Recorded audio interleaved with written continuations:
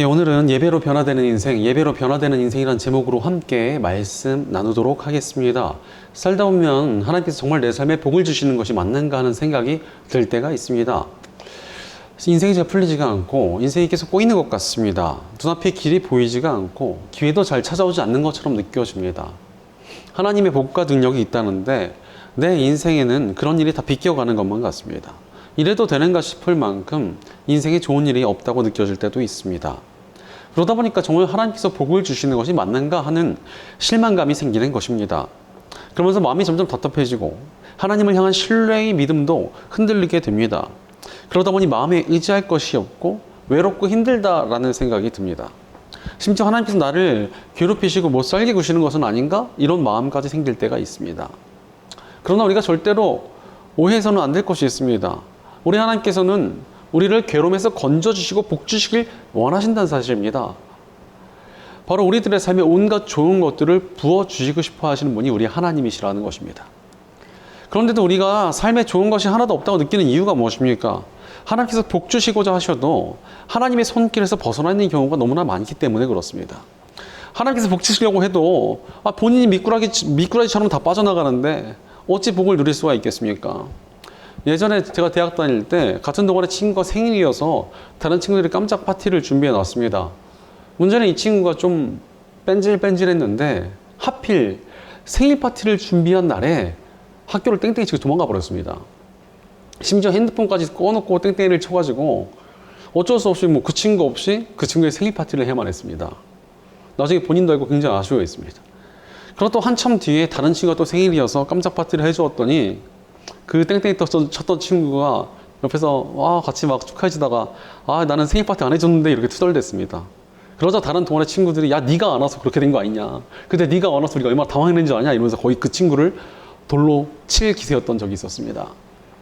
아무리 좋은 것을 줄 준비를 해도 본인이 피해가면 그게 어찌 주어질 수가 있겠습니까? 하나님의 백성들도 마찬가지입니다. 아무리 하나님을 믿는다고 하고 하나님의 백성이라고 해도 하나님께서 복 주시는 자리에서 벗어나 있는 인생에 어찌 복이 임할 수가 있겠습니까? 그렇다면 대체 하나님께서 복 주시는 자리는 어떤 자리입니까? 오늘 본문은 야곱이 자신의 아들들을 축복하는 장면입니다. 여기서 하나님께서 복 주시는 자리가 어떤 곳인가 명확하게 드러납니다. 먼저 1절을 보니까 야곱이 아들들을 부르더니 2절에 야곱의 아들들아 너희는 모여서 들어라, 너희 아버지 이스라엘이 하는 말에 귀를 기울여라 라고 말합니다. 바로 하나님의 축복이 임하는 자리는 모여서 듣는 자리라는 것입니다. 하나님의 백성들이 함께해야 그 자리에 복이 있고 또 하나님의 말씀이 선포될 때 그것을 유심히 들어야 복된 인생으로 변화될 수 있다는 것입니다. 이렇게 하나님의 백성들이 모여서 하나님의 말씀을 듣는 것이 무엇입니까? 바로 예배 아닙니까? 예배가 곧 크리스천들이 복받는 자리입니다. 하나님의 말씀을 듣고 주님의 백성들이 한 마음을 품는 이 예배라는 자리가 얼마나 복된 자리겠습니까? 예배는 우리 삶을 복되게 만드는 힘이 있습니다. 그러나 적지 않은 크리스천들이 예배를 굉장히 가볍게 여깁니다. 다른 세상의 일 때문에 예배를 고민 없이 그냥 빠져버리고 나의 이득을 위해서라면 예배 정도는 쉽게 넘어가 버립니다. 예배 나오더라도 대충 시간을 때우며 앉아있거나 선포되는 말씀에 제대로 귀를 기울인 대신 자신의 판단을 앞세우고 마음속으로 반발합니다. 사실 예배라는 것이 함께 모여서 말씀을 듣는 것이라고 말씀드리지 않았습니까? 이는 단순히 몸만 모여서 앉아있는 것을 말하는 것이 아닙니다. 마음을 하나로 모으는 것을 말합니다. 또한 듣는 것 역시도 그냥 귀로 듣는 것을 넘어서 우리 마음과 영혼을 다하여 경청하는 것을 뜻합니다. 하나님께 나와 그분께 우리의 마음을 집중하고 영혼을 다해 그분의 말씀을 경청하는데 어찌 그 삶이 복되지 않을 수 있겠습니까? 우리가 올 한 해 With the Right Spirit, 바른 정신으로 함께 가기라는 주제로 요셉의 삶을 살펴보고 있습니다. 요셉은 비록 노예로 끌려가 있었지만 예배자의 마음을 간직한 사람이었습니다. 늘 하나님의 뜻을 구했고 하나님의 뜻에 집중된 삶을 살아갔습니다. 집중된 예배자였다는 것입니다. 그러니 그의 삶의 노예일 때도 죄수일 때도 하나님께서 그를 복되게 하셨습니다. 그로 인하여 그 장소가 복되어졌다는 것입니다. 그리고 요셉에게 예비하신 놀라운 계획 가운데 그가 쓰임받도록 하나님께서 그를 인도해 주셨습니다. 바로 예배자들의 특징이 있다면 복을 누리는 인생을 살아간다는 것입니다. 그런데 사람들이 좀 착각하는 것이 있습니다. 예배자가 복을 누린다라고 하면은 예배만 드리면 막 물질적인 복이 쏟아져 내린다라고 착각하는 것입니다.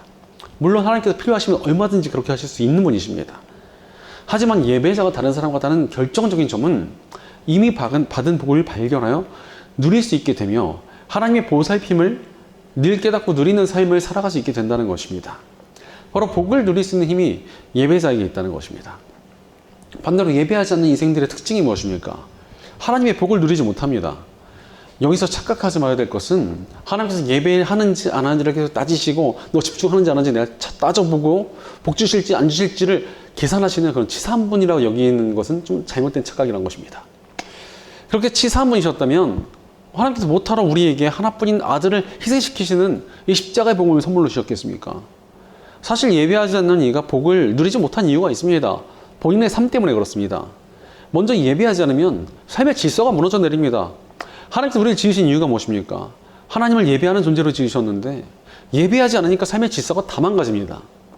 자신이 주인이 되거나 세상의 주인이 되고 탐욕과 죄악에 끌려다닙니다. 그러다 보니까 삶의 습관도 다 망가집니다. 세상을 쫓고 선한 것들을 멀리하며 온갖 우상들이 삶의 자리에 채워집니다. 그러니 어찌 되겠습니까? 영적인 관점이 다 무너져 내립니다. 하나님보다 세상을 의지하고 세상의 달콤함을 쫓고 헛된 것들보다 하나님을 크게 보는 어리석은 관점을 가지고 살아갑니다. 이렇게 삶이 망가져 있는데 어찌 그 삶이 복을 담을 수 있겠습니까? 어찌 하나님의 복을 누릴 수 있겠습니까? 제가 이제 교회를 처음 개척했을 때 돈이 참 없는데 노트북이 필요했습니다. 그래서 노트북을 좀 알아봐가지고 중고로 싸게 산 적이 있었습니다. 그런데 이게 중고다 보니까 겉은 번드르르한데 부품이 너무나 노후화돼가지고 성능이 정말 좋지 않았습니다. 설교를 준비하고 있는데 갑자기 툭 꺼져가지고 다 날아가고 예배 때 영상을 틀어놓으려고 딱 준비해놨는데 예배 때 하필 노트북이 그냥 꺼졌어요. 근데 부팅되는데 30분이 넘게 걸려가지고 쓰지도 못했습니다. 또 다른 목사님이 저를 만나가지고 목회 자료를 그 노트북에 깔아주셨는데 그게 또 통째로 날아간 적도 있었습니다. 이 부품이 노후화된 중고다 보니까 제대로 작동이 안 됐고 좋은 것들을 담아도 제대로 그것을 사용하기가 어려웠던 것입니다. 우리 삶도 마찬가지로 예배하지 않으면 망가져 버립니다. 또 망가져 있으니까 하나님께서 복을 주셔도 그 복을 제대로 담을 수가 없게 된다는 것입니다. 그러므로 우리는 예배로 삶을 바꿔야 합니다. 온전한 예배자가 되어 하나님께서 복 주실 만한 그 또 복을 누릴 만한 사람이 되어야 한다는 것입니다. 오늘 본문은 야곱의 아들 중에서 첫째 부인 레아의 네 아들들을 향한 축복을 다루고 있습니다. 그런데 이게 축복이 맞나 싶을 정도로 저주 같은 말씀도 함께 쏟아져 나오고 있습니다. 그 이유는 바로 야곱의 아들들이 온전한 예배자의 삶을 살지 못했기 때문이었습니다. 먼저 첫째 르우벤에 관해서 3절 말씀을 보니까 너는 나의 맏아들이요 나의 힘 나의 정력의 첫 열매다. 그 영예가 드높고 그 힘이 드세다라고 야곱은 말합니다. 선택받은 장자로서 많은 축복을 가진 사람이 바로 르우벤이었다는 것입니다. 그러나 이어지는 4절을 보니 그러나 거친 파도와 같으므로 네가 아버지의 침상에 올라와서 네 아버지의 침상을 더럽혔으므로 네가 으뜸이 되지 못할 것이다 라고 말씀하십니다.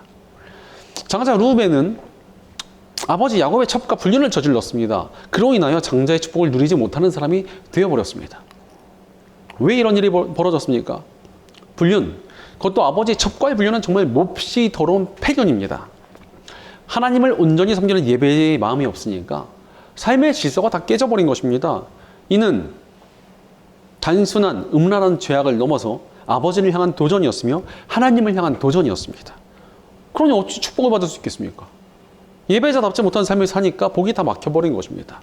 또 이어지는 7절을 보니까 그 노염이 혹독하고 그 분노가 맹렬하니 저주를 받을 것이다. 그들을 야곱 자손 사이에 분산시키고 이스라엘 백성 사이에 흩어버릴 것이다 라고 말씀하십니다. 이는 둘째 시몬과 셋째 레위에 관한 예언입니다. 이 두 형제는 그들의 죄 때문에 백성들 사이에 흩어지게 될 것이다 라는 예언이 선포되었습니다. 이런 예언이 선포된 이유는 그들이 화가 난다고 사람을 죽이고 장난 삼아서 소의 발목 힘줄을 끌었다는 점에 있어 비롯되었습니다. 바로 그들은 굉장히 쉽게 죄를 저지른 사람이었습니다. 아주 습관적인 죄가 그들에게 박혀 있었던 것입니다. 그러니 도저히 축복된 삶을 살 수가 없었던 것입니다. 그래서 하나님께서 그들의 후손을 흩어놓으시겠다고 말씀하신 것입니다. 예배가 삶을 채우지 않으니까 흉악한 죄에 빠졌어. 죄가 삶을 집어삼켰습니다. 그러니 그들의 삶이 절대 복될 수가 없었던 것입니다. 그런데 다행히도 훗날 셋째 레위 후손들은 자신에게 주어진 이 예언의 운명을 바꾸게 됩니다. 레위 후손들은 오히려 이스라엘의 가득한 죄악을 끊어내고 하나님 앞에 온전히 서기를 결단합니다. 그 덕에 하나님께 선택을 받아서 제사장 역할을 하는 지파가 되었습니다. 그래서 레위 지파는 이스라엘 전역에 흩어져서 예배 드릴 수 있도록 다른 지파들을 도우며 살아가는 복된 제사장 지파가 되었습니다. 바로 예배자로 변화되니까 흩어질 것이라는 예언이 또 복이 될 수가 있었던 것입니다. 예배자의 정체성이 회복되니까 그들에게 삶에 주어진 복이 회복된 것입니다. 바로 예배가 우리 삶을 바꿀 때 그 예배는 반드시 우리 삶을 더 복되게 만들어줍니다. 그러니 우리는 예배로 삶을 바꿔야 합니다. 예배로 삶을 바꿔야 우리 인생에 주어진 복과 은혜를 제대로 누리며 살아갈 수가 있습니다. 그렇게 복음은 우리의 정체성을 바꾸어 가게 하십니다. 십자가의 복음은요, 단순히 죄의 용서만 담고 있는 것이 아닙니다. 우리의 정체성이 바뀌는 놀라운 역사를 담고 있습니다. 하나님께서는 죄인된 우리를 구하시기 위하여 하나뿐인 아들의 목숨을 희생시키시며 그 아들을 구원자이자 주인으로 믿는 모든 이들을 구원하시겠다고 선포하셨습니다. 이렇게 예수님을 나의 구원자이자 주인으로 믿는다는 것은 단순한 신뢰의 문제를 넘어 우리가 가진 정체성의 변화를 의미합니다.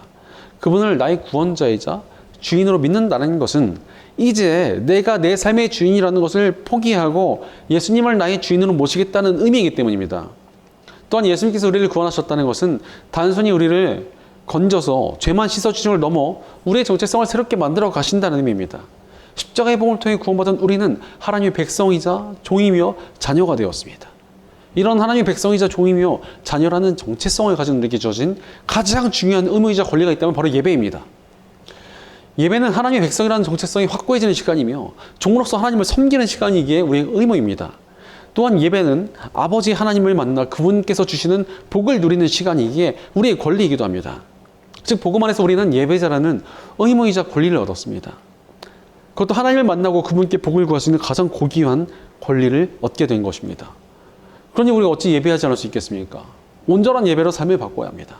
우리가 온전히 예배하면 우리의 삶도 완전히 달라지게 되어 있습니다. 실제로 예수님께서 이 땅에 오셨을 때 예배의 문제를 정말 많이 다루셨습니다. 실제로 예수님께서 유대인들에게 요구하신 것이 무엇이었습니까? 예배의 대상을 확실히 하라는 것이었습니다. 단순히 율법을 잘 지켜서 율법을 잘 지키는 자신에게 도취되지 말고 진정으로 하나님을 사랑하며 하나님께 사랑하시는 영혼을 사랑함으로 예배의 삶을 살라고 말씀하신 것입니다. 실제로 하나님의 아들이신 예수 그리스도께서는 십자가라는 자리에 순종하시며 본인의 삶 전체를 예배로 올려드리며 온전한 예배의 본을 보여주셨습니다. 그냥 예배를 드리는 것이 아니라 너희 모든 삶을 드리는 것이 완전히 내어 드리는 것이 바로 예배다라는 걸 보여주신 것입니다. 그러니 우리도 예수님을 따라 예배로 삶을 바꿔야 합니다. 온전한 예배로 우리의 삶을 내어 드려야 한다는 것입니다. 그렇게 예배를 드리기 위해 우리 삶을 드리면 하나님께서 그 삶을 받으시고 복되게 하십니다. 실제로 성경에 나오는 최고의 예배자 중에 한 명을 꼽으라면 다윗 아니겠습니까? 다윗의 인생이 어땠습니까? 그는 항상 예배했고 또 예배했습니다. 그러니 언제나 하나님의 복을 누리며 살아갔습니다. 초라한 양측일 때도 복을 누리며 하나님의 은혜를 노래했고 갑자기 이스라엘의 장군이 되었을 때도 복을 누렸으며 장군들에서 자천되었을 때도 복을 누리며 살아갔습니다. 또 누명을 쓰고 쫓겨다녀도 복을 누렸고 왕이 되었을 때도 복을 누렸으며 신하들이 반란을 일으켜도 복을 누렸고 다시 자신의 자리를 회복했을 때도 복을 누렸습니다. 상황과 상관없이 하나님이 보살펴 주시는 그 은혜를 늘 고백하며 그 안에서 하나님이 주시는 풍성한 은혜와 복을 누리며 감사와 감격으로 살아갔던 것입니다. 늘 예배의 삶을 살아가니까 어떤 자리를 가도 하나님의 돌봄과 보살핌과 복을 느끼고 그러니 그것을 더 기뻐하며 더 예배하는 선순환의 인생이 나타났던 것입니다. 우리 인생에 이러한 선한 순환이 나타나기 원합니다. 어떤 자리에서 예배하며 예배를 통해 하나님의 복을 누리고 그러니 더욱 감격하여 하나님을 높이는 선순환의 인생이 우리의 것이 되길 바랍니다. 즉 예배가 우리 인생을 완전히 바꿉니다. 그리고 예배로 변화된 삶에는 반드시 능력이 있고 하나님의 복과 은혜가 있습니다. 그러므로 우리는 예배로 삶을 바꿔야 합니다. 그렇다면 구체적으로 예배가 우리 삶을 어떻게 바꿉니까? 그것을 알아야 우리가 좀 더 빠르고 명확하게 우리 삶을 변화시켜 복된 삶을 살아갈 수 있지 않겠습니까? 첫째로 예배는 우리 삶을 정돈합니다. 인간의 삶이 온전해지기 위해서 필요한 것이 무엇입니까? 바로 질서입니다. 질서가 삶을 온전하게 정돈하기 때문입니다. 질서가 없으면 사람이 정말 빠르게 망가집니다. 야곱의 장자 르우벤은 장자라는 축복의 조건을 가졌음에도 아버지의 첩과 불륜을 저질렀습니다. 이는 아버지에 대한 반항이며 하나님의 질서를 향한 반항이었습니다. 질서를 깨뜨리는 행위였기에 그는 저주를 받았고 그의 후손들은 이스라엘 역사에서 주도적인 역할을 하지 못한 채 역사의 뒤편을 차지하게 되었습니다. 르우벤이 또한 아버지의 권위에 도전하며 질서를 흔들었지만 그렇다고 그가 가족의 주도권을 얻지도 못했고 처참한 결과를 얻게 된 것입니다. 이런 르우벤과 비슷한 사람이 다윗의 아들 압살롬이었습니다. 압살롬도 아버지 다윗에게 도전하여 반란을 일으키고 또 다윗의 후궁들을 겁탈했습니다. 그러나 그 결과 용서를 받지 못한 채 다윗의 부하에게 처참하게 죽임을 당했습니다. 질서를 깨뜨리니까 하나님께서 그를 살려두실 수가 없었던 것입니다. 질서를 깨뜨린 인간의 최후는 절대 좋을 수가 없습니다. 무질서한 사람은 어떻습니까? 결국 자신을 주인으로 삼고 하나님보다 자신을 높이니 그에게 심판과 징계가 주어질 수밖에 없기 때문에 그렇습니다. 실제로 사도행전에 등장하는 헤롯 아그리빠라는 왕은 스스로에게 완전히 취해가지고 사람들로 하여금 자신을 신처럼 찬양하게 했으나 아주 작은 벌레에게 먹혀 죽는 심판을 당했습니다. 또한 바벨론의 느부갓네살 왕도 스스로를 높였다가 광인이 되어 7년간 떠도는 징계를 받았습니다. 질서가 무너지니까 삶이 정돈되지 않고 온전한 삶을 살지 못하게 된 것입니다. 지금의 역사를 봐도 그렇습니다. 인간을 존중해야 한다는 인본주의가 이 사회를 지배했습니다. 그러니까 인간이 이 세상의 주인이 되고 인간이 스스로 신의 자리에 올라서려고 하고 있습니다. 그럼 어찌 되었습니까? 그 결과 하나님께서 주신 성별 대신 인간 멋대로 성별을 스스로 정할 수 있다면 사회 질서가 다 무너지고 있습니다. 그러니 더더욱 세상에 자기 멋대로 살아가는 인간들이 넘쳐나고 질서가 흔들립니다. 질서를 무너뜨리는 인간은 결국 하나님의 질서에도 도전하게 되니 어찌 하나님의 복이 임할 수 있겠습니까? 교회들을 봐도 그렇습니다. 가끔 교회들에 어떠한 권위에 도전하는 사람들이 있습니다. 순종하지 않는 사람들이 있습니다. 무조건 반발하는 사람들이 있습니다. 이런 분들을 보면 꼭 질서를 깨뜨리게 됩니다. 자신은 처음에 옳은 소리를 했다고 생각하지만 질서를 무시하는 사람들은 교회 질서를 무너뜨리고 교회 연합을 무너뜨리고 교회 하나됨을 깨뜨립니다. 그러니 나중에는 자기가 하나님의 자리에 서려고 합니다. 그러면서 온갖 질서를 다 깨뜨리게 되는 것입니다. 그 삶이 어찌 복될 수 있겠습니까? 그렇게 우리에게 정말 예배가 필요한 것입니다. 예배란 하나님을 하나님 되게 모셔드리는 것입니다. 하나님을 제일 높은 자리에 모셔드리고 거기서부터 질서를 만들어가는 것입니다. 그것이 바로 예배자의 삶입니다. 나는 예배자이며 하나님의 종이자 그분의 백성이라는 정체성이 우리의 삶을 온전히 정돈하는 것입니다. 그렇게 질서가 잡힌 인생 가운데 하나님의 은혜와 복이 거침없이 나타날 수 있는 것입니다. 그러므로 우리도 예배를 삶을 바꿔야 합니다. 온전한 예배로 우리의 삶에 하나님을 하나님 되게 모셔드리며 삶의 질서를 회복하여 정돈된 삶으로 하나님의 은혜와 복을 누리는 저와 여러분 되시기를 간절히 축원합니다. 둘째로 예배는 우리의 삶의 습관을 바꿉니다. 삶의 질서가 바로 잡힐 때 그 질서가 우리 삶에 어떻게 나타납니까? 변화된 습관으로 나타납니다. 실제로 우리 삶의 습관이라는 것은 내가 믿는 신념을 토대로 세워집니다. 건강을 중요시 여기는 신념을 가진 사람이라면 매일매일 식단을 관리하거나 운동하는 습관을 가질 것입니다. 또 자기 개발을 중요시하는 신념을 가지면 매일 공부를 하거나 뭔가 준비하는 습관을 가지지 않겠습니까? 마찬가지로 하나님을 인생의 주인으로 모시고 살아간다는 신념이 있다면 그분의 뜻을 구해야 하니 기도하게 될 것이고 그분의 말씀을 가까이 하며 더욱더 온전한 예배자가 될 것입니다. 그런데 이런 선한 습관이 없으면 그 자리를 악한 습관이 대체하게 됩니다. 대충 살게 되고 죄악을 쫓고 게으른 습관이 우리 삶을 채워버립니다. 그러니 요즘 사람들이 굉장히 중요하다고 말하는 게 뭡니까? 삶의 루틴입니다. 어떤 루틴을 가지고 살아가느냐가 내 인생을 만들어 간다는 것입니다. 근데 이 루틴이 깨지면 그 안에 루틴이 사라지는 게 아닙니다. 게으른 루틴이 들어오고 악한 루틴이 들어오는 것입니다. 실제로 야곱의 둘째 아들 시므온과 셋째 레위를 보니까 장난삼아 죄를 지었다라고 말씀하십니다. 이것은 죄가 그냥 습관이 되었다는 것입니다. 하나님을 제대로 예배하지 않고 살아가니까 죄악의 습관이자 태도가 되었습니다. 이렇게 죄가 습관이 되어버리면 예배와는 더욱더 멀어지게 되어 있습니다. 죄라는 달콤에 빠져 있으니까 예배가 지루하고 재미가 없습니다.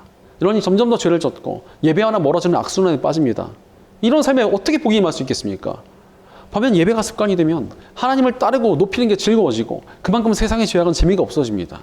그렇게 예배하며 하나님을 즐거워하니 더욱 그분을 찬양하며 예배할 수 있게 되는 것입니다. 그러니 그 삶에 더욱더 은혜와 복이 넘쳐나는 선순환이 나타나는 것입니다. 실제로 살을 뺀다고 할 때 다이어트를 하면 실패한다는 말이 있습니다. 이게 무슨 말이냐? 언제까지만 살 빼고 그때까지만 딱 다이어트 해야지 이렇게 기간을 정해놓고 이렇게 살고 그 기간을 그냥 막 살면 실패하고 요요가 온다는 것입니다. 아예 생활 습관 자체를 바꿔야 살이 빠진다는 이야기입니다. 실제로 제가 생활 습관을 바꾸고 살아간 지가 꽤 되었습니다. 단 것은 거의 먹지 않고 탄수화물도 최소한 먹으면서 야식은 먹은 지가 너무 오래돼서 기억도 나질 않습니다. 그랬더니 거의 처음과 비교했을 때 한 25kg가 빠졌는데 딱 하나 안타까운 것이 있습니다.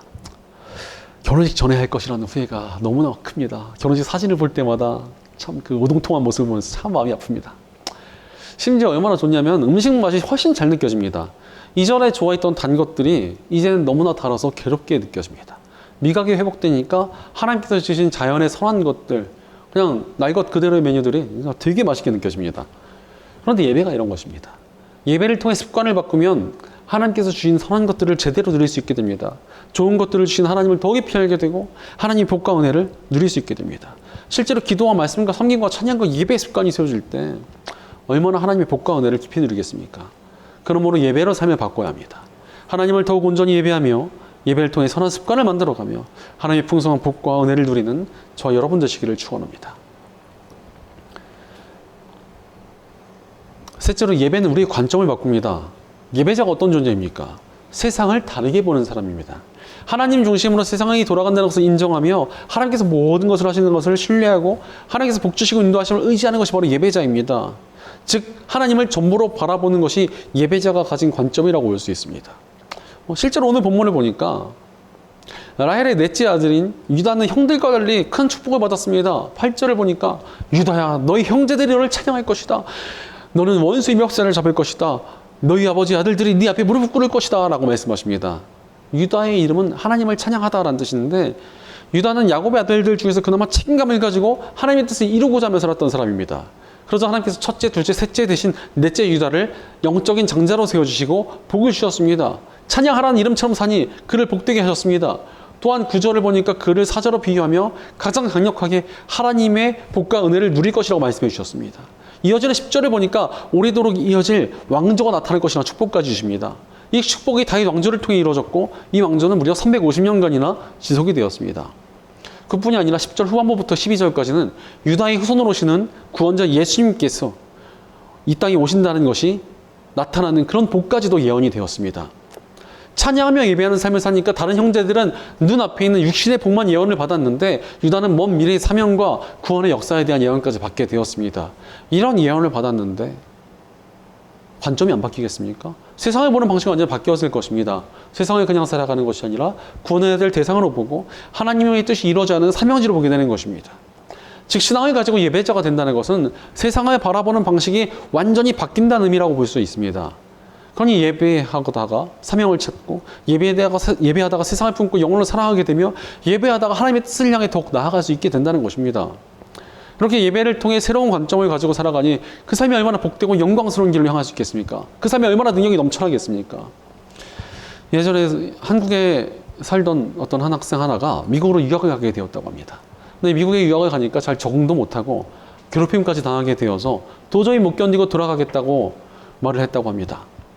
너무 힘들어하니까 그 아이의 삼촌이 위로해 주러 와서는 갑자기 너 교과서에 있는 미국 지도를 한번 펴봐 이렇게 말했다는 것입니다. 그래서 교과서에 미국 지도를 펴보니까 삼촌이 이제는 그거를 네 발로 밟아보라 이렇게 말했다는 것입니다. 발로 밟으니까 미국 지도가 발에 가려져서 보이지 않게 되었습니다. 그러자 삼촌이 야, 네 발로도 밟을 수 있는 나라를 두려워하지 말고 이겨내라. 꿋꿋이 이겨내봐라. 이렇게 말을 했다는 것입니다. 그 말을 들은 이 학생은 관점을 바꿔서 열심히 도전해 나갔고 용기를 내서 부딪히니까 적응하고 좋은 성과를 이루게 되었다는 것입니다. 사실 관점이 달라지면 모든 게 달라지게 되어 있습니다. 특히 우리 크리스천들이 가져야 하는 관점이 무엇입니까? 하늘의 보좌의 관점입니다. 우리 하나님께서 저 하늘에서 우리를 지켜보시고 보호하시며 사명자로 만들어 가신다는 것입니다. 또한 이 땅은 유한하고 우리는 결국 영원한 하늘의 삶을 바라보는 사람이라는 관점입니다. 이런 하늘 보좌의 관점을 가지고 살아갈 때 이 유한한 세상에 우리가 무너지지 않고 이겨낼 수 있습니다. 이런 하늘 보좌의 관점은 높으신 하나님 앞에 모여 그분의 말씀에 귀를 기울이며 하늘 보좌의 능력이 흘러나오는 예배를 드릴 때 가질 수 있는 것입니다. 그리고 그렇게 관점이 달라지니 그 삶에 복이 넘쳐나고 강력한 은혜와 능력이 나타나는 것입니다. 그러므로 우리는 삶을 예배로 바꿔야 합니다. 예배를 통해 우리의 관점을 바꾸며 하늘 보좌의 관점으로 세상을 이겨내며 믿음으로 나아가 하나님의 강력한 은혜와 능력과 복을 누리는 저 여러분 되시기를 축원합니다. 사랑하는 여러분, 예배자로 살아가며 변화되고 계십니까? 우리가 온전히 예배할 때만 하나님께서 주신 복을 제대로 누리며 살아갈 수가 있습니다. 신학자 토너 라이트는 위대한 영적인 법칙 중에 하나는 우리는 우리가 예배하는 것을 닮아간다는 것이다 라고 말했습니다. 바로 무엇을 높이고 중심에 두느냐에 따라 그 사람은 그것을 닮아간다는 것입니다. 세상을 중심에 둔 사람은 세상처럼 혼란스럽고 악하게 변해갈 것입니다. 죄를 예배하는 사람은 죄악의 뒤편에 있는 악한 마귀를 닮아가게 됩니다. 그러니 어찌 그 삶에 복이 임할 수 있겠습니까? 그러나 하나님을 예배하면 우리의 삶은 하나님을 닮아갑니다. 그러니 예배할 때 우리가 얼마나 강력해지겠습니까? 질서에 하나님을 예배하며 닮아가니 삶이 정돈이 됩니다. 우리 삶을 구석구석 돌보시는 그 하나님을 예배하며 닮아가니 삶의 선한 습관들이 채워집니다. 하늘 버젓 통치하시는 하나님을 예배하며 닮아가니 인생의 관점이 완전히 달라집니다. 그러니 세상 사는 법이 달라지고 삶을 느끼는 것이 바뀝니다. 하나님 복이 더욱 깊게 느껴지고 더욱 감사하고 찬양하며 예배하니 더욱더 하나님의 복과 은혜가 넘치는 삶을 살아가게 됩니다. 그러므로 예배자의 삶이 얼마나 복되고 풍성하겠습니까? 따라서 우리는 예배로 삶을 바꿔야 합니다. 사랑하는 여러분, 예배자다운 관점을 가지고 살아가고 계십니까? 예배자로 살아가면 삶의 질서를 세우고 습관을 바꾸고 계십니까? 온전한 예배자의 삶으로 변화를 향해 나아가며 하나님의 풍성한 은혜와 인도하심과 복과 역사하심을 누리는 저 여러분 되시기를 주의 이름으로 간절히 축원합니다. 기도하겠습니다. 우리에게 복 주시고 은혜를 베푸시기 위해 예배의 자리를 주신 하나님 감사합니다. 하나님께서 우리에게 모든 좋은 것들을 주려고 예배하게 하셨는데 우리가 헛된 것을 쫓느라 예배를 가볍게 여기지는 않았는지 우리 삶을 돌이켜봅니다. 그러나 이제 우리가 온전한 예배자가 되어 변화되기로 결단합니다. 예배를 통해 삶의 질서를 세우며 정돈된 삶을 살게 하여 주시옵소서. 예배를 통해 더욱 하나님께 나아가는 선한 습관을 갖추게 하여 주시옵소서. 예배를 통해 우리 관점받고 하늘 보좌의 관점으로 살아가게 하여 주옵소서. 우리 공동체 가운데도 함께 해주셔서 저희가 함께 온전히 예배하며 예배로 변화되어 하나님의 풍성한 은혜와 복을 누리는 복된 예배의 공동체가 되게 하여 주시옵소서. 늘 저희를 선한 길로 인도하시며 복 주시는 예수 그리스도의 이름으로 기도드리옵나이다. 아멘.